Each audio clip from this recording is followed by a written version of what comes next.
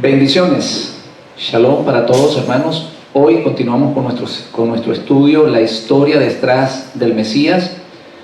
Nos corresponde el capítulo 8 y lleva como título El Dios de Yeshua. Parece impresionante que lleve este título debido a que en el mundo cristiano no se dice o no se habla de esto. Para el cristiano, sencillamente, Yeshua es Dios. Pero hoy nos daremos cuenta por las Escrituras que Él tiene un Dios.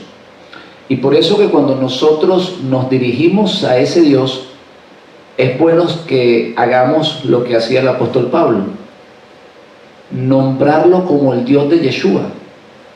Más adelante vamos a ver algunos versículos para que se den cuenta cómo oraban los discípulos.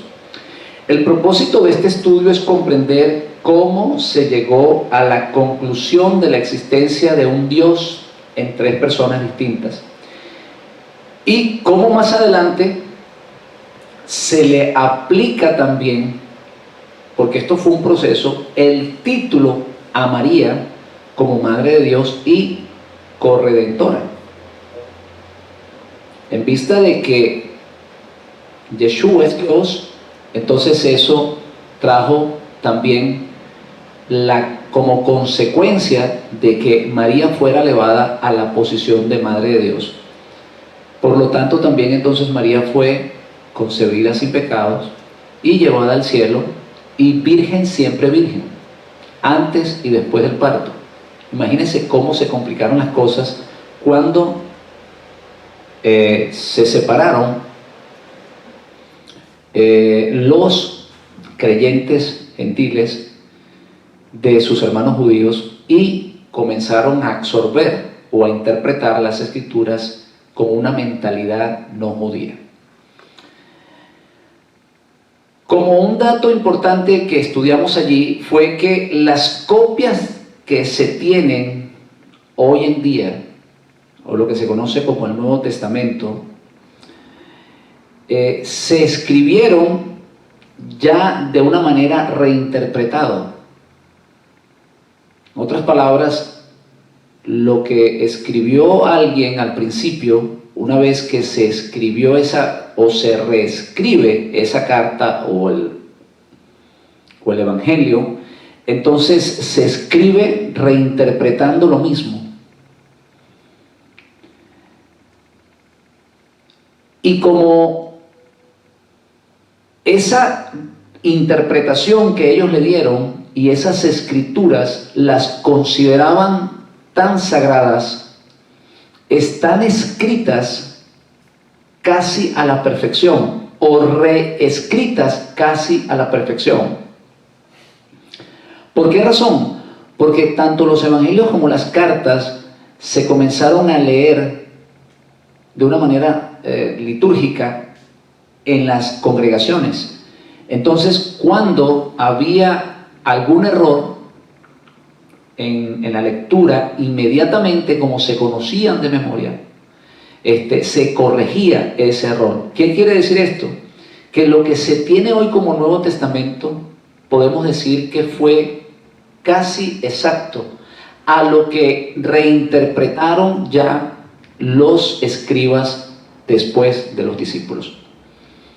Por eso, hermanos, tenemos que entender que se requiere de un análisis y un estudio profundo para conocer la verdad, porque lamentablemente cuando se reinterpretó al Mesías, pues nos podemos dar cuenta de que se elevó o se constituyó el Mesías un Dios más, como los dioses paganos. Así que esa información que tienen los estudiadores, lo que ellos pueden, los estudiadores de las Escrituras, los que ellos pueden interpretar pueden hacer es reinterpretar esas copias. Afortunadamente, por la gracia de Dios, hay suficiente material dentro del Nuevo Testamento para conocer la historia detrás de la historia. Otras palabras, cuando un historiador le toca o tiene el trabajo de estudiar la vida del Mesías, él tiene solamente que el Nuevo Testamento. Él tiene que reinterpretar el Nuevo Testamento porque esa es la única información que él tiene. Hay muy poca información del Mesías fuera de lo que está escrito en el Nuevo Testamento. Sin embargo, como les expliqué antes, aún con eso que tenemos allí, podemos darnos cuenta que hay una historia que está detrás de la historia. Y eso es lo que nosotros estamos aquí estudiando. Aunque la Biblia habla en muchas partes que Él tiene o que Yeshua tiene un Dios, la iglesia cristiana cree en la existencia de un Yeshua o un Jesús Dios.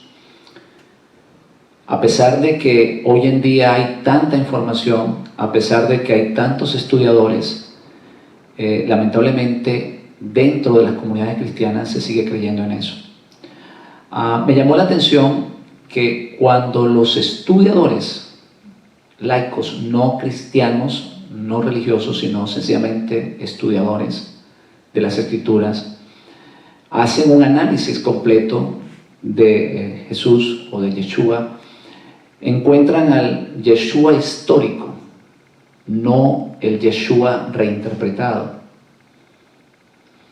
De hecho, los académicos y algunos estudiadores religiosos, cuando se estudia verdaderamente en las academias y digamos en los centros de estudios de la palabra de Dios, no se interpreta el Jesús que se interpreta dentro de la iglesia cristiana. Se interpreta el Jesús histórico. Parece mentira. Sin embargo, muchos de ellos, aunque lo entienden correctamente, no lo predican de la manera que tienen que hacerlo. Sabemos, hermanos, que cuando usted predica el Jesús histórico, pues lamentablemente la gente no lo acepta. Así que ellos lo están entendiendo bien. Inclusive sacerdotes católicos, cuando van a los institutos bíblicos, a ellos se les muestra, y dentro de los institutos bíblicos se habla es del Jesús histórico, no el Jesús religioso. Y aunque ellos lo entienden, o en parte lo entienden, lamentablemente cuando lo van a predicar no lo hacen. Pero nosotros estamos aquí, hermanos, para esto, para contar la historia detrás de la historia. Vamos entonces a ver algunos versículos que hablan que el Mesías de Israel, o Jesucristo, como se conoce en el mundo religioso católico, tiene un Dios. Primera de Pedro 1:3 dice: bendito el Dios y Padre de nuestro Adoni Yeshua el Mashiach, que según su grande misericordia nos hizo renacer para una esperanza viva por la resurrección de Jesucristo de los muertos. Entonces, fíjense, hermanos, cómo los discípulos del Maestro estaban conscientes de esto. Efesios 1:3 dice: bendito sea el Dios y Padre de nuestro Adoni Yeshua el Mashiach, que nos bendijo con toda bendición espiritual en los lugares celestiales en Mashiach. Segunda de Corintios 1:3 dice: bendito sea el Dios y Padre de nuestro Adoni Yeshua el Mashiach, Padre de misericordia y Dios de toda consolación. Como si no fuera suficiente, aún el mismo Yeshua lo declara. Juan 20:17 dice: no me toques, porque aún no he subido a mi Padre, mas ve a mis hermanos y dile: subo a mi Padre y a vuestro Padre, a mi Dios y y a vuestro Dios. Cuando nosotros le preguntamos a una persona cristiana, católica, acerca de estos versos, por lo general dicen que lo que sucede es que mientras Jesús está en la carne, Él tiene un Dios. Así le contestan a uno. O en otras ocasiones sencillamente ellos no saben explicarlo. Usted le pregunta a alguien, ¿Jesús tiene un Dios? No le está preguntando a un inconverso, le está preguntando a una persona que se supone que estudia la Biblia y te va a decir, no, Jesús es Dios. Y usted le dice, pero mire estos versículos. Ah, bueno, es que aquí probablemente se está refiriendo a cuando Jesús estaba en la carne. Así que mientras Él estaba en la carne, entonces Él tenía un Dios. Sin embargo, una vez que muere, resucita, Él sigue teniendo un Dios, como lo vimos ahorita en Juan 20:17. Pero si eso no fuera suficiente, ya glorificado en el cielo, Él sigue teniendo un Dios. Para aquellas personas que dicen, no, es que mientras estaba en la carne, bueno, ya cuando Él muere, ya pasa a recibir un cuerpo espiritual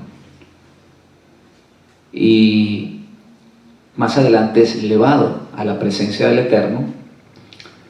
Y en el libro de Apocalipsis, para comprobarlo, versículo 12, capítulo 3, dice, al que venciere, yo lo haré columna en el templo de mi Dios, y nunca más saldrá de allí, y escribiré sobre él el nombre de mi Dios, el nombre de la ciudad de mi Dios, la nueva Jerusalén, la cual desciende del cielo de mi Dios, y mi nombre nuevo. Entonces vemos claramente, hermanos, que aún ya después de resucitado, estando a la diestra del Padre, todavía Él tiene un Dios.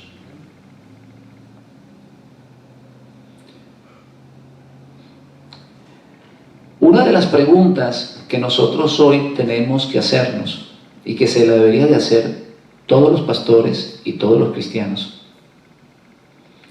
es si realmente fue el cristianismo lo que el maestro mandó a predicar. Si lo que nosotros conocemos hoy como cristianismo, preguntarnos si realmente eso fue lo que el maestro mandó a predicar y que predicaron sus discípulos. Y les voy a explicar por qué. Porque en el libro de los Hechos 5, capítulo 5, versículo 38 al 39, cuando Pedro y Juan están presos, se hace una reunión y un hombre llamado Gamaliel, un rabino llamado Gamaliel, dice estas palabras: dejen a estos hombres, porque ellos estaban predicando que el Mesías había resucitado. Dejen a estos hombres tranquilos, porque si sus enseñanzas son de hombres, desvanecerán. Pero si es de Dios, no será destruido, y estarán luchando contra Dios. Esas enseñanzas que recibieron los discípulos y que de alguna manera trataron de estorbar y que no fuese predicada, todavía hoy se predica. Después de 2000 años todavía se predica eso. O sea, que eso que ellos estaban predicando, si hubiese sido de los hombres, se hubiese desvanecido. Pero como es de Dios, permanece. Y esa es la razón por la cual hoy, más que nunca, se están oyendo estas enseñanzas. Mientras que el cristianismo como tal está desapareciendo. Porque eso tenía un tiempo. Ya hoy en día, cuando el mundo está recibiendo esta verdad, la gente deja la mentira. Aquel que ama la verdad comienza a alejarse de la mentira, porque la mentira perdura hasta que la verdad llegue. Y gracias a Dios por la tecnología y por todo esto que estamos nosotros usando ahora, estos mensajes están llegando a las personas y las personas están conociendo la verdad. Así que esa pregunta se la deberían de hacer muchos pastores cristianos, aún los católicos, curas católicos, si lo que ellos están predicando fue precisamente lo que predicaron los discípulos. Porque si fue lo que predicaron los discípulos, va a permanecer, no va a tener problema. Pero el cristianismo, hermano, ha sufrido una cantidad de variaciones. De hecho, lo que se conoce como protestantismo fue la división de la Iglesia católica. Y no solamente eso, sino que la Iglesia católica está dividida en varias ramas. Está la ortodoxa rusa, está la anglicana, y está lo que nosotros conocemos como la Iglesia occidental. Entonces, nos damos cuenta, hermanos, que eso que se conoce como cristianismo no es lo que el Mesías mandó a predicar. Hoy, hermanos, entonces tocaremos el tema, ¿verdad?, de cómo se malinterpretó la palabra Elohim. Sabemos que la palabra Elohim está en plural. Ese tema lo vamos a tocar, lo vamos a analizar. Y esta es la razón por la cual, de alguna manera, cuando se comenzó a reinterpretar las Escrituras, llegaban a estas conclusiones de diferentes dioses. La palabra Elohim está, o es una palabra en plural, para referirse a Dios. Cuando se escribe la palabra Elohim, se puede referir a Dios, y también puede ser usada para referirse a ángeles, y también, hermanos, puede ser usada para referirse a seres humanos, como jueces. Así que hoy vamos a analizar en profundidad lo que quiere decir la palabra Elohim y por qué esa palabra fue mal interpretada y cómo, de alguna manera, esto influenció en que los gentiles, una vez separados de sus hermanos judíos, entonces comenzaran a reinterpretar al Mesías. Vamos a comenzar con el capítulo 1 de Génesis, versículo 1. En la Biblia hebrea dice: Bereshit bara Elohim et ha shamashim eha eres, que quiere decir: en el principio creó Elohim a los cielos y la tierra. La Biblia católica lo escribe de esta manera: en el principio, cuando Dios creó los cielos y la tierra. Ellos no utilizaron la palabra Elohim, que quiere decir dioses, o que está en plural. Ellos se supusieron, ellos le hicieron una interpretación y dijeron: bueno, no solamente hay un Dios, así que no podemos poner dioses aquí. Nos va a tocar entonces poner Dios en singular. Eso fue la interpretación que ellos le dieron. De esa manera estaban protegiendo el texto hebreo que dice que Dios es uno. Pero miren, hermanos, cómo ellos, aunque están protegiendo el texto hebreo o el original, ellos más adelante terminan aceptando y predicando de que Dios está compuesto por 3 personas. Y precisamente por esta palabra mal interpretada es que se llegó a la conclusión de que Yeshua formaba parte de la divinidad. Vamos a seguir estudiando. Entonces, fíjese, si vemos, Dios está en singular, pero esto, por supuesto, es una traducción o una interpretación humana. Realmente, en el original, en el hebreo, dice Elohim en plural. Otra de las cosas que tenemos que entender: en el hebreo no existe mayúscula ni minúscula. Así que cuando ellos van a escribir Dios como en el mundo gentil existen muchos dioses, entonces se coloca la D mayúscula delante para definir que se refiere al Dios que hizo los cielos y la tierra. En el hebreo no existe ese problema. Ellos no tienen las letras mayúsculas y minúsculas. Y como para ellos existe un solo Dios, cuando ellos se refieren a Dios, saben que es el Dios de Israel y que es el único y que no hay otro. Pero cuando se reinterpretó esto, o cuando se tradujo, entonces se encontraban con estos problemas. Y es por eso que en nuestras Biblias aparece Dios con D mayúscula. Continuamos. En realidad, en la mente y en la cultura hebrea, o la teología hebrea, el plural no tiene nada que ver con persona, ni con la pluralidad numérica, sino otro tipo de pluralidad. Pero en las culturas no hebreas, sí. Por ejemplo, cuando en el versículo 1 de Génesis 1 dice: en el principio creó Elohim los cielos y la tierra, ellos en ningún momento lo interpretan como varios dioses, sino que lo interpretan como está explicado. La obra fue creada por un solo Dios, pero debido al poder y a la majestad que Dios usó en ese momento, entonces ellos utilizan la palabra en plural.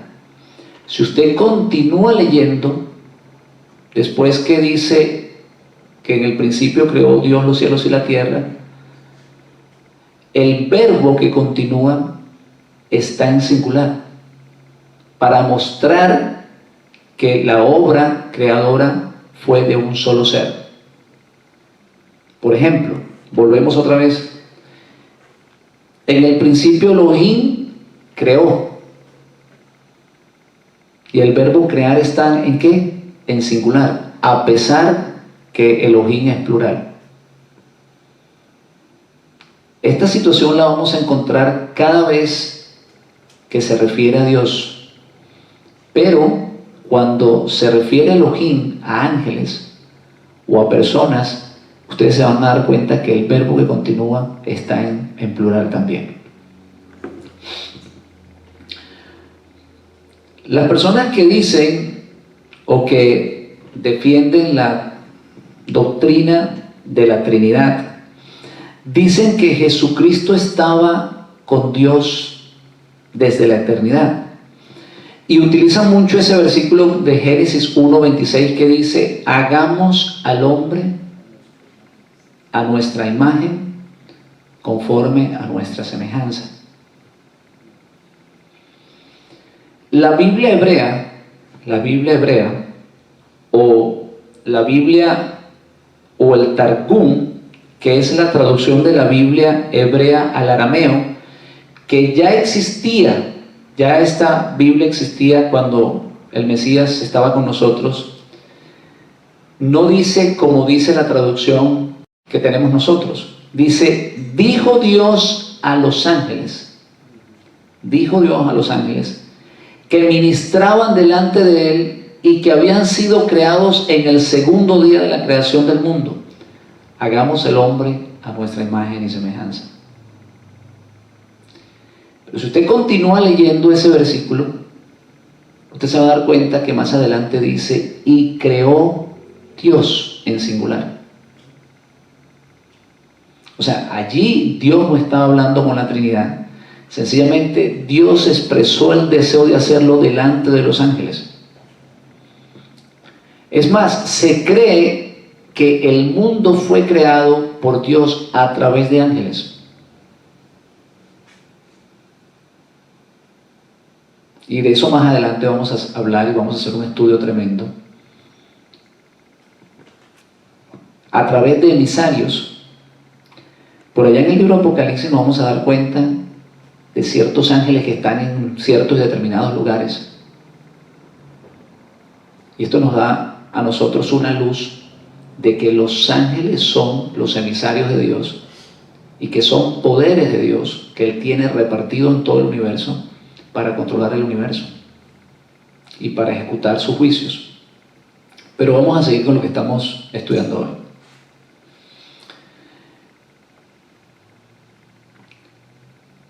El versículo 22 del capítulo 3 dice: Adonai dijo a los ángeles, en la traducción en el Targum, que ministraban delante de él: he aquí Adán es único, es unigénito en la tierra, como yo soy único en los cielos arriba. Fíjense cómo ellos escriben esto. Cuando se traduce al español, entonces ellos no lo dicen de esa manera, sino que sencillamente dicen: y Dios dijo, hagamos al hombre a nuestra imagen y semejanza. Esas son las confusiones, hermanos, que nosotros tenemos.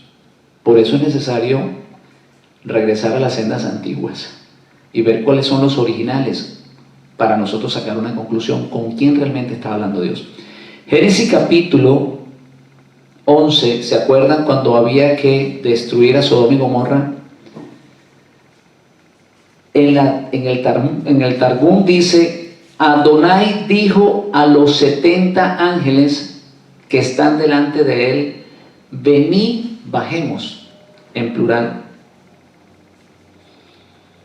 Entonces ustedes se dan cuenta que cuando Dios ejecuta un juicio, o cuando fue a crear al hombre, Él no estaba hablando con ninguna persona de la Trinidad, sino que sencillamente lo estaba haciendo con los ángeles que fueron creados antes que el hombre, en el segundo día de la creación.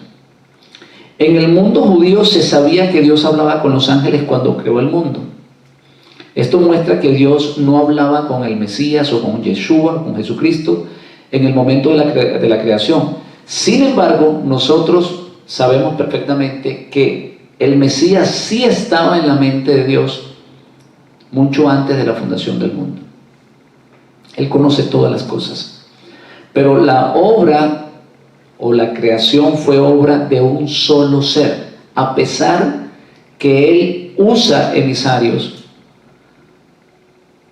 digamos que son sus ayudantes. Él se identifica como el único creador. Isaías 45, del 5 al 7 dice: yo soy el Eterno y ninguno más hay. No hay Dios fuera de mí. Yo te ceñiré, aunque tú no me conociste, para que sepas desde el nacimiento del sol y hasta que se pone que no hay más que yo, el Eterno, y ninguno más que yo, que formo la luz, creo las tinieblas, que hago la paz, que creo la adversidad. Yo, el Eterno, soy el que hago todo esto.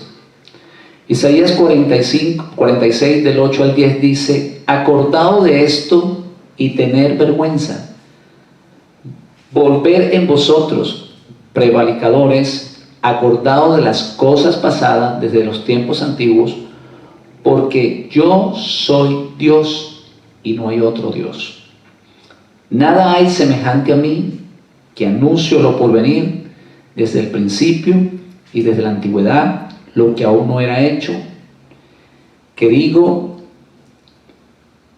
lo que aún no era hecho, que digo mi consejo permanecerá y haré todo lo que yo quiero. En la mente hebrea, la palabra Elohim se entiende como una pluralidad de atributos, no de personas. Por eso ellos no tienen problemas en interpretar las escrituras cuando dice Elohim. Ellos saben que se refiere a atributos.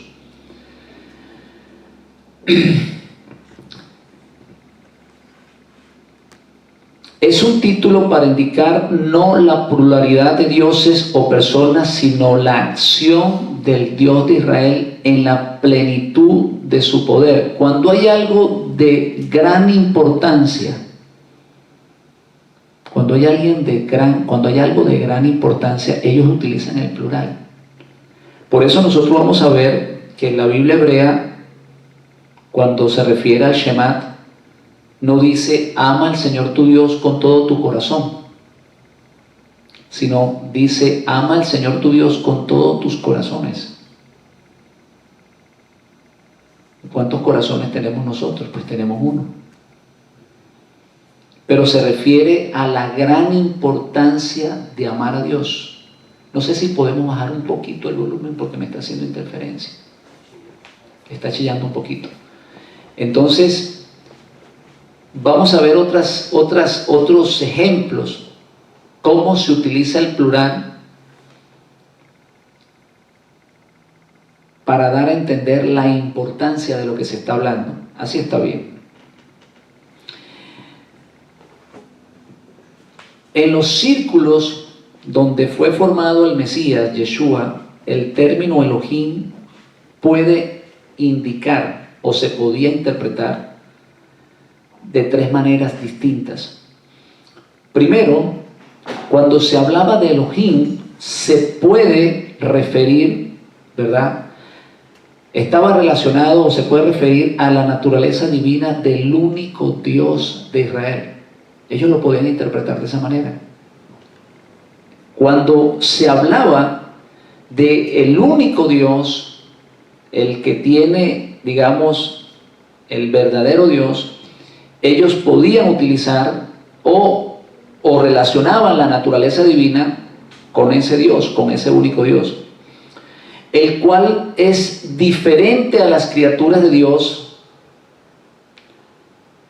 título aplicado al Dios exclusivo de Israel. Se refiere también o se puede utilizar a los ángeles o emisarios de Dios y se aplica también a los emisarios terrenales, seres humanos, que pueden ser enviados por el Eterno para una misión o una autoridad o alguien que tenga dominio, como los jueces. Los sacerdotes también se les podía llamar Elohim. Cuando había un ser relacionado con la naturaleza divina, se le titulaba también Elohim. Cuando ese ser se consideraba el único ser, en el caso el Dios de Israel, no había otro. Entonces, él tomaba el nombre de Elohim, pero se aplicaba tomando en cuenta que ese era el único ser que tenía naturaleza divina. Esto es bien importante porque nosotros más adelante vamos a ver que el Mesías sí participa de la naturaleza divina, pero no quiere decir que él era divino.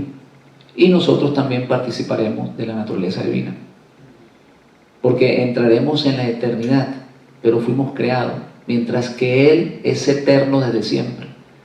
Ni fue creado, ni tiene principio ni fin, ni muere. Amén. Cuando encontramos la palabra Elohim en las Escrituras, siempre está subrayando el atributo de autoridad, poder, dominio, justicia, de una combinación de todos estos. Cuando se refiere a Dios como Elohim, siempre se subraya el atributo de poder. Por eso es que los judíos diferencian la palabra Elohim de Hashem, porque más adelante ustedes se van a dar cuenta en el libro de Éxodo que Dios le dice a Abraham: con el nombre de Hashem o de Yahweh no me di a conocer a vuestros padres, sino que me di a conocer con el título de Elohim, el Dios Todopoderoso. Entonces, cuando ellos hablan de Elohim, generalmente eso está relacionado con el poder de Dios. Por eso es que ellos interpretan: en el principio creó Dios con poder los cielos y la tierra. O sea, la palabra Elohim, cuando se le da el título a Dios con la palabra Elohim, es más que todo para referirse al poder de Dios. Amén. ¿Estamos entendiendo esto? Se le titula Eloha, Elohim, el Dios Todopoderoso. Así que Abraham no conocía a Dios por el nombre de Yahweh. Elohim, el plural, y Eloha, el singular. El singular. Eloha. Así que cuando se utiliza esa palabra para Dios, está hablando del Dios Todopoderoso que hizo los cielos y la tierra. Pero cuando utiliza la palabra Yahweh, está refiriéndose al Dios personal de Israel. Por eso él dice, con este nombre se me conocerá por todos los tiempos. Porque esa palabra se relaciona con Señor y se relaciona con misericordia. Por eso ustedes van a leer, yo soy el Eterno, yo soy Adonai el Señor, perdón, yo soy el Eterno, vuestro Dios. Yo soy Yahweh, vuestro Dios. O sea, yo soy Dios y además los voy a cuidar, además los voy yo soy el que los protejo, yo soy el que los libero, yo soy el que los voy a mantener. Cuando él iba a sacar al pueblo de Israel de Egipto, utiliza el título de Yahweh, porque ya es un título más personal, ya no es el Dios Todopoderoso, sino ya yo soy Dios, tu Señor, que te voy a sacar de la tierra de Egipto. Es un acercamiento que tiene atributos de misericordia. ¿Estamos entendiendo esto? ¿O hay alguna pregunta? ¿Sí se entiende bien? ¿Sí se entiende? Ok.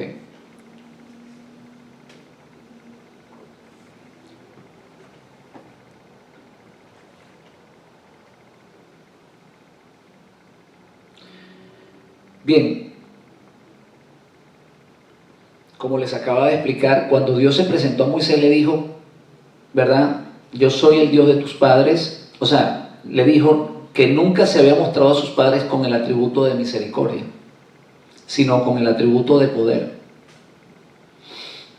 como Dios Todopoderoso. Sin embargo, cuando Él le dice, yo soy Yahweh, entonces ya ahí no solamente yo soy el Dios que hizo los cielos y la tierra, sino que a partir de ahora yo seré vuestro Dios. Es un nombre más personal, un nombre que tiene más, está más allegado al atributo de misericordia que a los atributos de poder.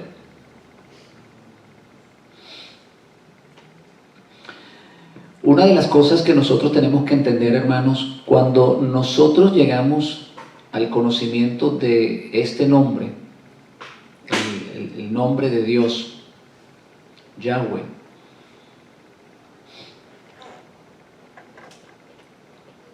de alguna manera es porque Dios ha tenido misericordia con nosotros.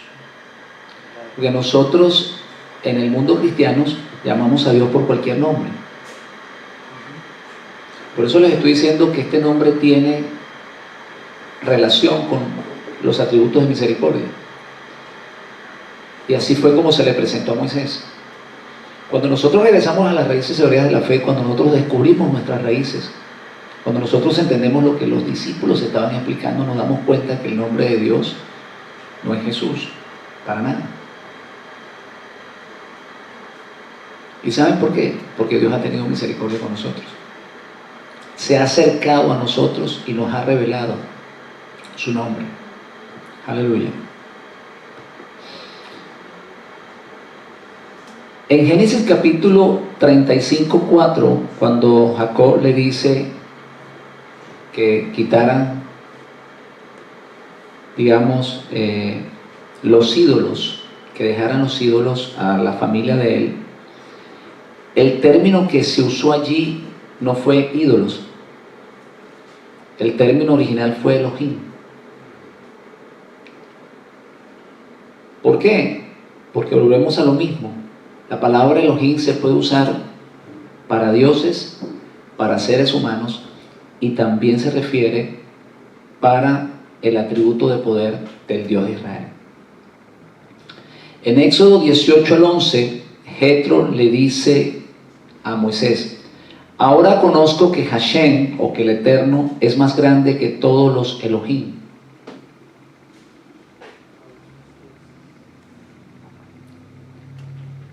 En otras palabras, ahora sé que Él es más grande que todos los otros dioses.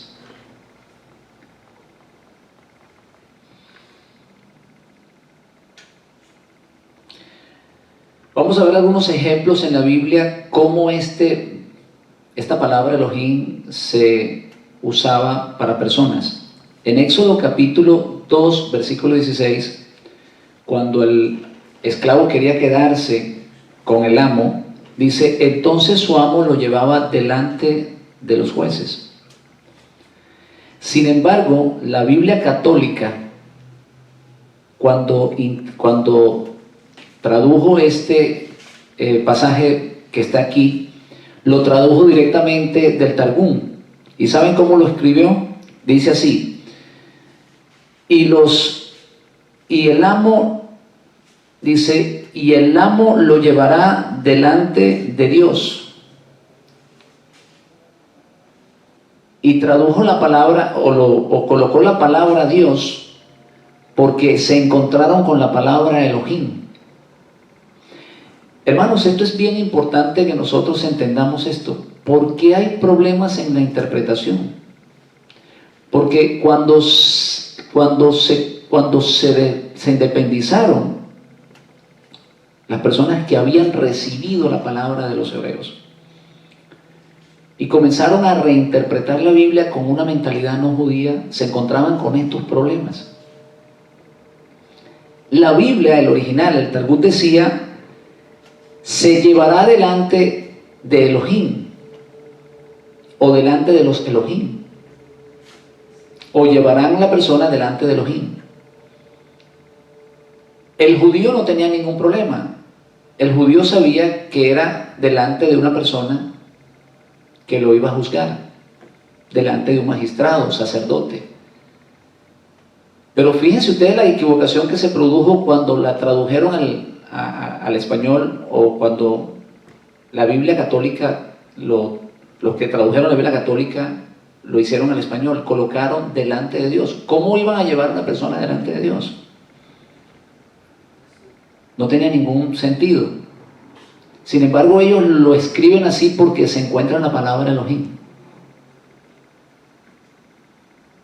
Entonces, ¿se dan cuenta, hermanos, cómo se produjo cantidad de errores? Y realmente la palabra correcta allí es Elohim, jueces, porque se utiliza para jueces también. El Salmo 8.5, fíjese lo que sucedió con el Salmo 8.5. Cuando los católicos trataron de traducir este salmo, allí sí no colocaron: lo has hecho poco menor que Dios, porque eso no tenía lógica, no tenía sentido. Claro, y la misma lógica humana, ellos les habló y dijeron: no, aquí no podemos poner delante de Dios, lo hiciste un poco menor que Dios. Entonces ellos tradujeron de la manera correcta: lo hiciste un poco menor o inferior que los ángeles. Pero la palabra que está allí es: lo hiciste o está hecho un poco menor que Elohim.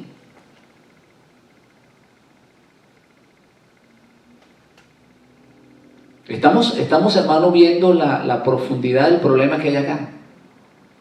En algunas ocasiones lo traducían correctamente, en otras ocasiones lo traducían incorrectamente, por ignorar realmente el trasfondo cultural hebreo que tenían las escrituras. Como podemos ver aquí, tradujeron la palabra Elohim como ángel, lo que muestra que Dios sí estaba hablando con los ángeles. Si se dan cuenta, cuando ellos traducen: lo has hecho un poco menor que los ángeles, nos muestra realmente que en el momento de la creación Dios estaba hablando con los ángeles. O sea, en ocasiones traducían bien, en ocasiones lo hacían mal, pero eso te está diciendo O sea, si estudias a profundidad y comienzas a pensar, llegas a la conclusión que sí, definitivamente Dios estaba hablando con los ángeles en el momento de la creación del hombre. Y no con otros dioses o personas de una supuesta Trinidad.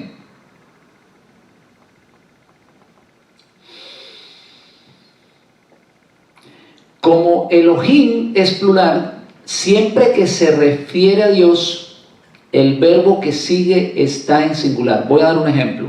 En el principio creó Elohim los cielos y la tierra. Pero si se dan cuenta, creó. ¿Está en qué? En singular. Por eso es que cuando traducen, no ponen dioses, sino que ponen Dios creó los cielos y la tierra. Pero realmente está en plural. La palabra Elohim está en plural. Y eso no se puede negar. Y Dios dijo, hagamos al hombre a nuestra imagen y a nuestra semejanza. Si ustedes siguen leyendo, si ustedes continúan leyendo, vuelve a aparecer otra vez el verbo en singular. Y creó Dios el hombre. O sea, cuando se refiere a Dios, el verbo siempre aparece en singular. Así que este plural indica grandeza, majestad, importancia, como el caso de la sangre de Abel.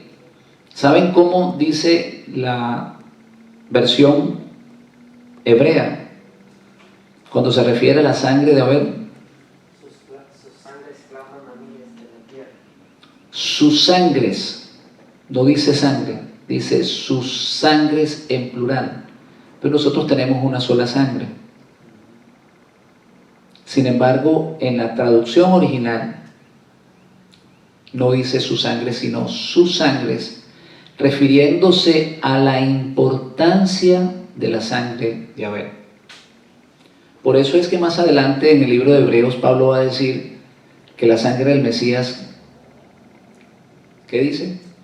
Habla mejor que la de Abel, refiriéndose que la sangre de Abel era importante. Comparar a la sangre de Abel con la del Mesías es bastante ya.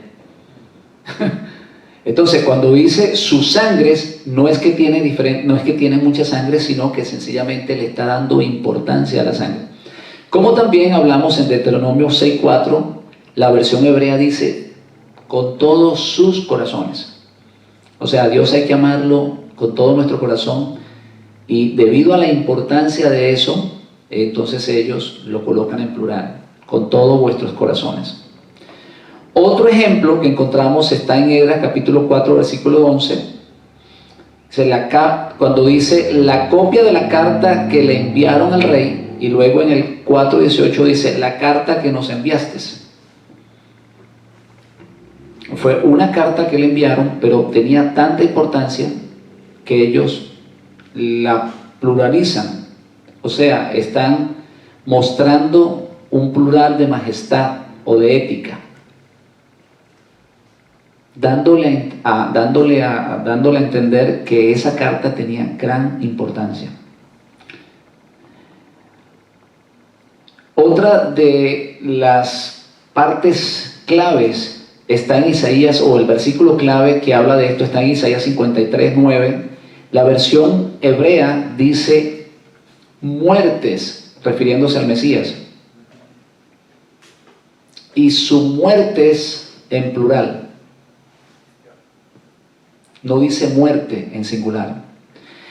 Y esto, hermano, es bien importante que lo sepa, porque a raíz de que se utiliza el plural en este versículo, los judíos no mesiánicos dicen que Isaías 53 no se refiere a Yeshua, al Mesías.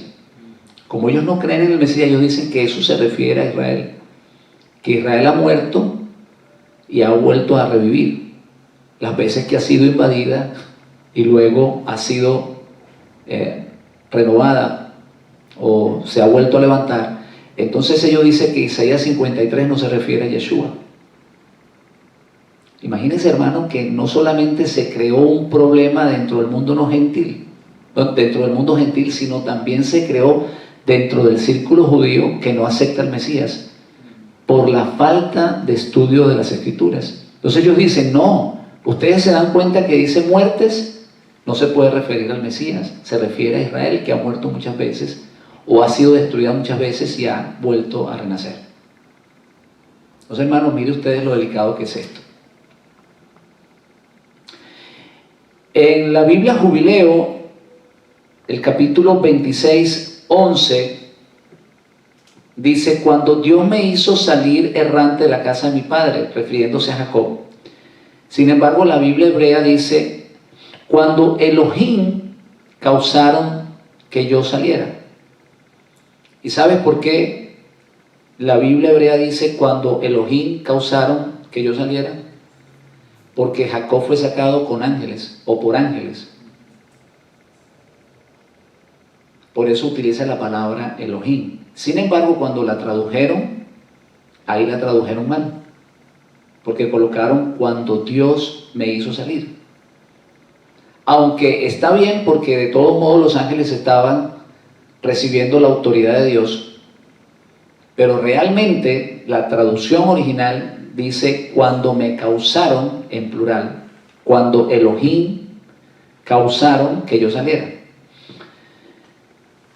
En una ocasión, para que ustedes entiendan de qué estamos hablando, el Mesías dijo, si llamó dioses, para que se den cuenta, Juan 10:35, si llamó dioses a aquellos a quienes vino la palabra de Dios, refiriéndose a que sí se utiliza la palabra dioses, Elohim,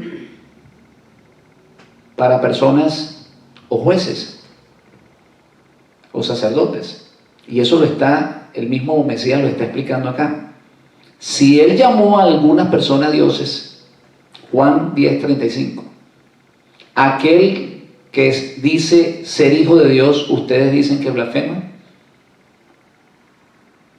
que luego más adelante ese versículo por supuesto lo malinterpretan, pero allí estamos consiguiendo una prueba de que sí se le llamaban dioses a esas personas. Hay un versículo por ahí en un salmo que dice, Dios está en medio de los ¿qué?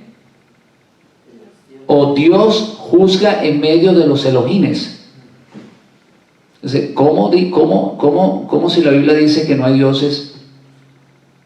¿Por qué dice que Dios juzga en medio de los dioses? Porque no se refiere a dioses, se refiere a jueces.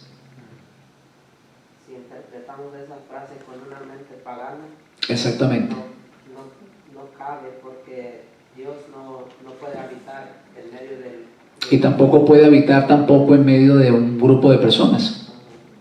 Él no puede habitar en donde hay ídolos. Exacto, exactamente. ¿Cómo va a estar en medio de los ídolos? Si Él es santo por naturaleza. Entonces, se dan cuenta, hermanos, la importancia que tiene el estudiar esto para nosotros llegar a entender por qué más adelante terminan creyendo que la divinidad está compuesta por tres personas.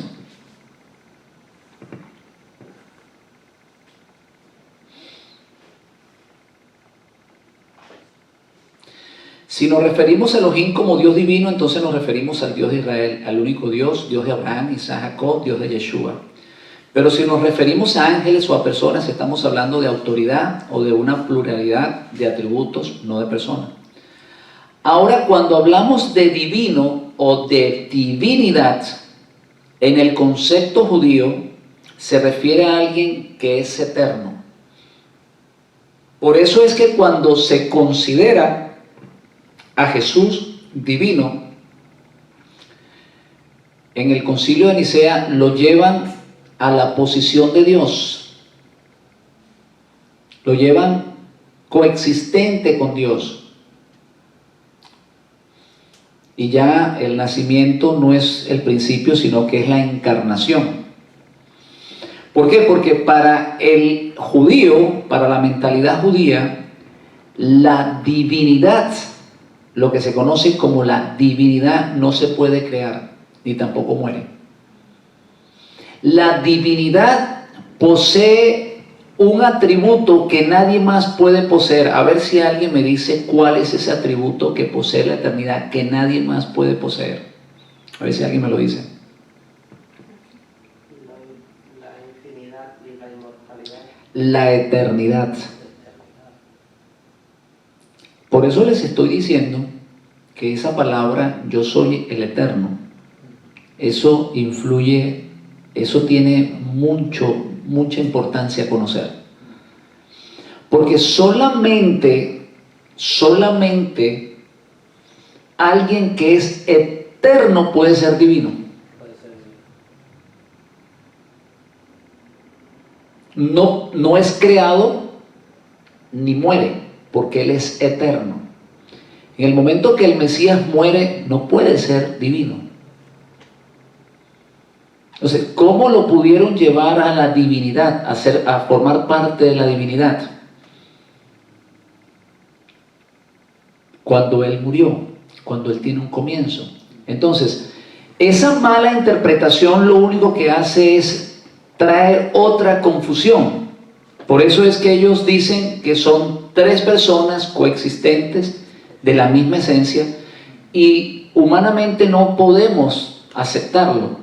Cuando usamos la razón nos damos cuenta que es imposible. ¿Cómo pueden ser tres personas distintas, coexistentes, coeternas, pero a la vez diferentes? Es algo que nuestra mente no puede recibir. O sea, que ese fue el producto de una mala interpretación de las escrituras hebreas. Y del pensamiento, del desarrollo del pensamiento pagano. Que ellos perdieron la luz y comenzaron a sacar conclusiones que no tienen lógica. Porque una vez que el Mesías muere, deja de ser divino. No puede la divinidad morir y continuar siendo divinidad. Sencillamente porque deja automáticamente de ser divinidad. Entonces, esa es la razón por la cual el único ser en el mundo que tiene y que posee el nombre del Eterno es Dios. Voy a repetirlo para que lo entiendan bien. El único ser en todo el mundo que puede llevar ese título es Dios.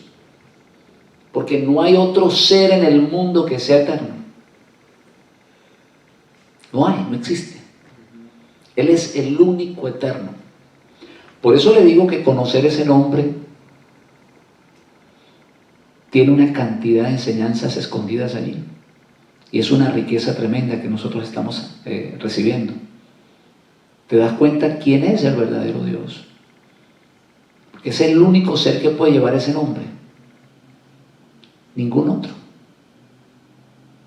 Por eso es que ellos terminan sacando la conclusión de que Jesús es la tercera persona o la segunda persona de la Trinidad. Porque entienden que el Padre no puede morir. Que el Padre es eterno. Sí.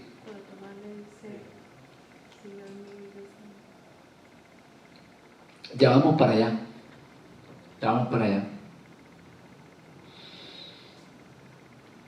Estamos entendiendo esto. El único ser que se puede llevar ese título es Dios. Tú a nadie le puedes decir que es eterno. Porque la Biblia dice que los cielos pueden pasar. Los cielos pasan. Pero su palabra permanece para siempre porque Él es el único eterno.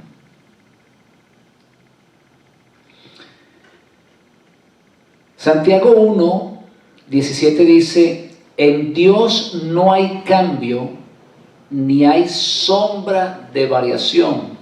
En otras palabras, Él no cambia. Esa es la razón por la cual es eterno, porque no cambia. Nosotros no podemos decir eso porque nosotros hoy somos un poquito más viejos que ayer. Y somos un poquito más arrugados. Y el cabello está un poquito más blanco. que cuando nacimos. Pero Él no cambia, porque Él es el único eterno. Alabanzas a Él. Sin embargo, nosotros, así como el Mesías, como Yeshua, recibiremos de esa naturaleza divina. Y aquí es donde se le forma la confusión a los primeros creyentes gentiles. ¿Cómo es que el Mesías ahora goza de la eternidad? O sea, Él tuvo que haber existido desde el principio. No lograron entender que a través de la resurrección de los muertos Dios iba a revestir a las personas con un cuerpo inmortal. Iban a participar de esa naturaleza divina de Dios. Eso fue lo que sucedió con el Mesías. Pero nosotros tuvimos un principio, como lo tuvo Él. Él tuvo un nacimiento y además murió. Como muchos de nosotros nos va a pasar si el Mesías no viene antes y nos transforma. Pero tuvimos un principio y Él también lo tuvo. Ahora, más adelante, cuando se haga la resurrección de los muertos, entonces sí. A partir de ese momento, entonces se le puede considerar que formamos parte de esa naturaleza divina. Porque entramos en la eternidad juntamente con Dios.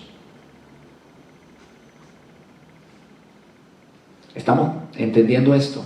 A partir del momento de la resurrección de los muertos, de la glorificación de nuestros cuerpos, entonces recibimos parte de la naturaleza divina.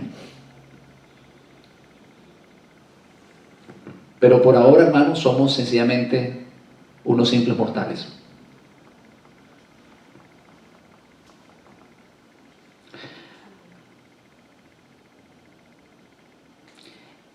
El nombre en la teología judía significa la naturaleza misma de esa persona, sus atributos intrínsecos, sin lo cual esa persona no puede ser lo que es. Y en ese sentido, el Dios de Israel tiene el nombre, o tiene un nombre muy especial. Yahvé, ¿cómo es? Yuhei-Bahei. ¿Qué es lo que quiere decir Yuhei-Bahei? El eterno. Él es el que existe desde siempre. Él no hay otro que tenga ese nombre, no hay otro que tenga, que pueda recibir ese nombre. Así que ese nombre indica sustancia, naturaleza. Por eso la palabra eterno no la puedes utilizar para más nadie. Tú no le puedes decir a Jesús que es eterno, porque Él tuvo un comienzo. Y tampoco puedes llamar a nadie que es eterno porque tenemos un comienzo. Amén. Esa es la razón por la cual el único que puede llevar el nombre del eterno es Dios. Fíjense que una de las cosas interesantes cuando nosotros estudiamos esto es que los judíos llaman a Dios Hashem. Y la palabra Hashem quiere decir el nombre. O sea, aquel que es el único que puede llevar el nombre del Eterno, si lo vamos a interpretar de esa manera. Ellos por respeto no le dicen el Eterno, por temor a pronunciar el nombre en vano o no decir el nombre en vano. Entonces, como es el único que puede llevar el nombre del Eterno, no hay otro ser en el mundo que lo pueda llevar, entonces ellos le llaman Hashem, que quiere decir el nombre, o aquel que puede llevar el nombre. O sea, aquel único ser que puede llevar ese nombre, el nombre del Eterno. Imagínense qué cosa tan maravillosa esto. Esto nosotros nos pusimos a estudiar y por aquí Dios nos comenzó a dar esa revelación.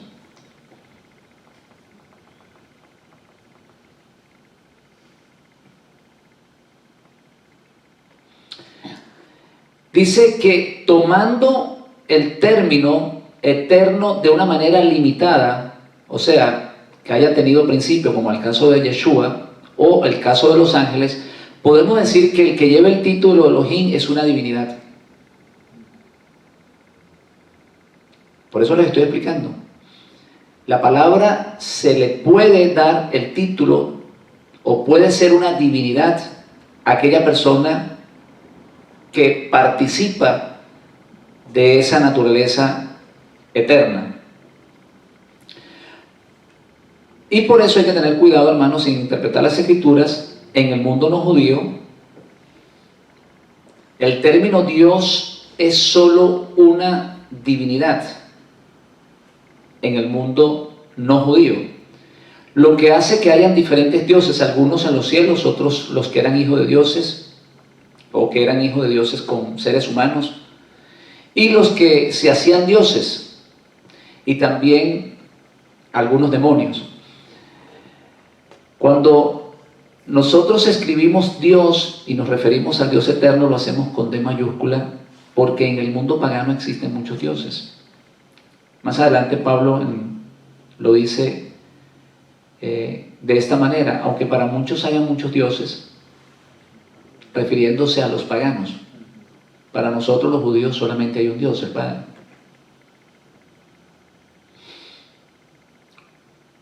Esto fue lo que llevó a los paganos a interpretar las Escrituras hebreas de la manera como hoy se conocen: personas en la divinidad, creyendo que alguien que moría podía convertirse en una divinidad una vez que fuese llevado al cielo.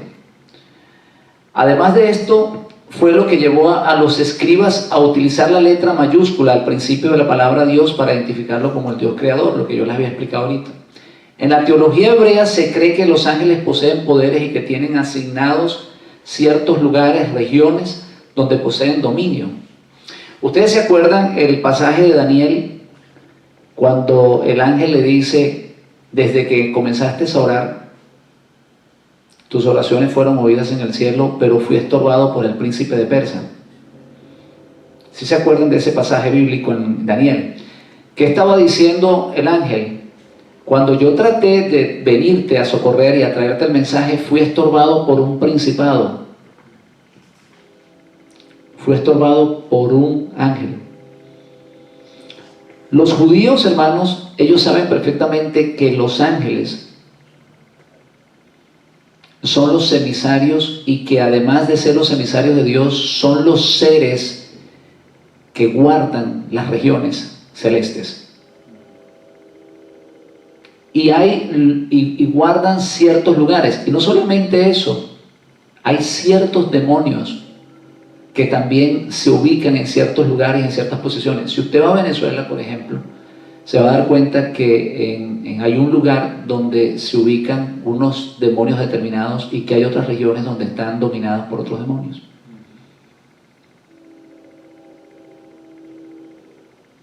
O sea que en el mundo espiritual eso es cierto, y los judíos lo conocían perfectamente igual. De eso vamos a hablar más adelante, pero por ahora vamos a continuar con esto.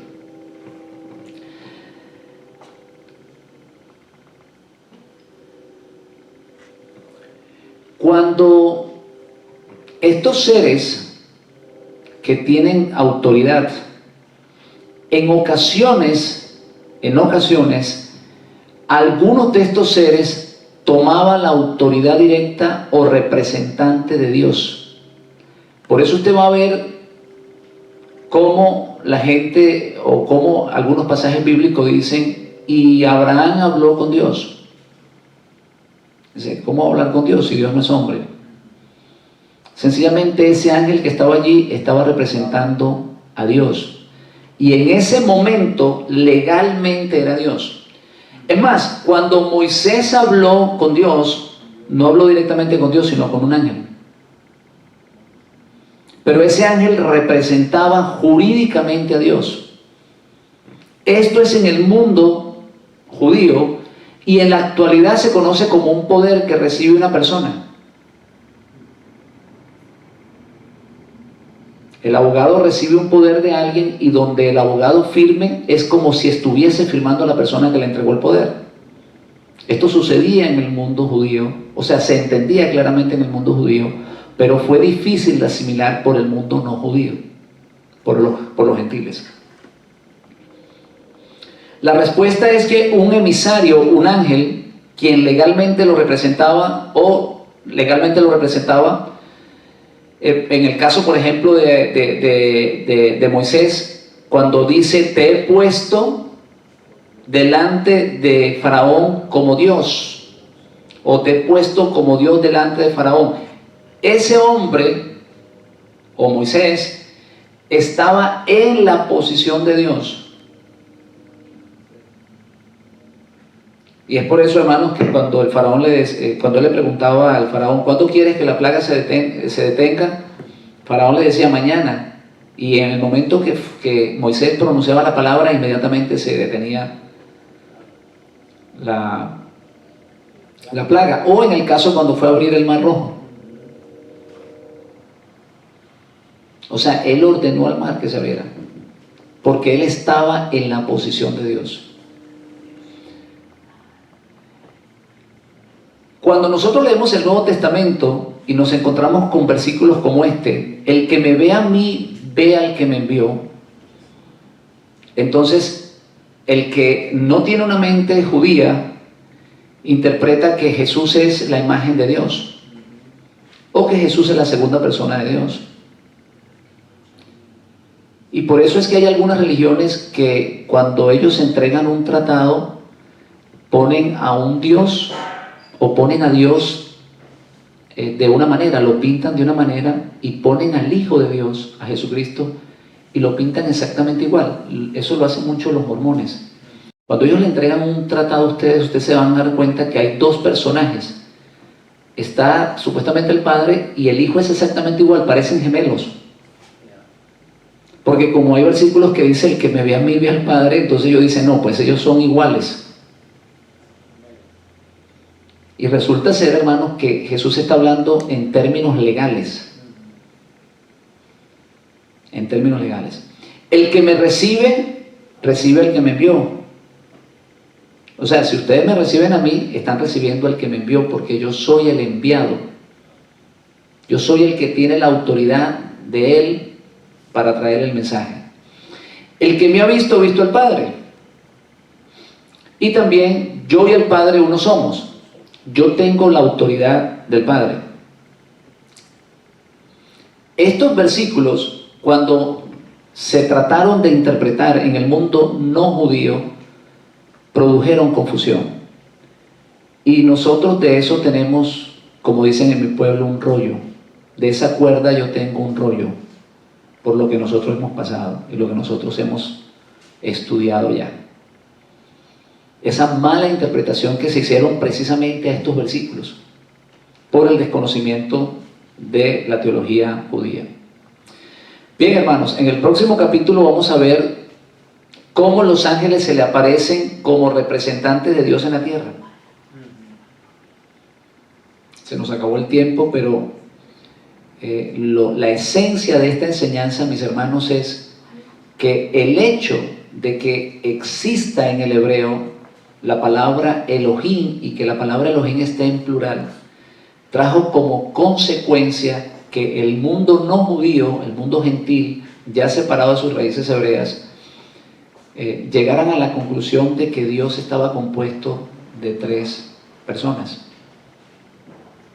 Y elevaron a Jesucristo de la posición de un hombre resucitado y glorificado, lo llevaron a la posición de una divinidad coexistente, coeterno juntamente con el Padre. Por eso, mis hermanos, es que a veces nosotros tenemos que tener, digamos, una mente abierta y comprender por qué se llegó a estas conclusiones. No podemos nosotros pensar que, bueno, ellos lo hicieron porque tenían a lo mejor las malas intenciones de hacerlo, sino que por ignorancia y por falta de conocimiento, entonces llegaron a este tipo de conclusiones y lamentablemente, hermanos, eso se transmitió a través de muchos años y a raíz de esas malas interpretaciones de las Escrituras y de esa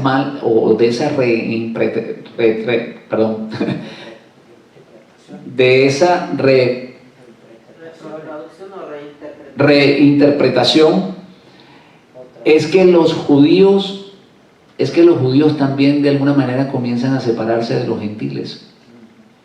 y se abre de allí, de ese problema, entonces nace también lo que se conoce hoy en día como el judaísmo talmúdico o el judaísmo rabínico.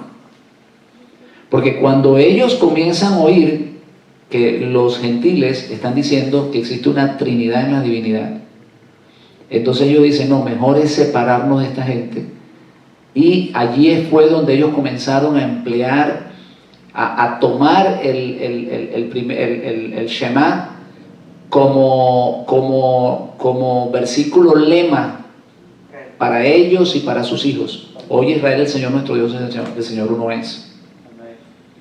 Bien, hermanos, shalom. Saludos, José, por allá por Perú. Nos vemos entonces en la próxima enseñanza. Dios te bendiga. ¿Ok? Bien, pues.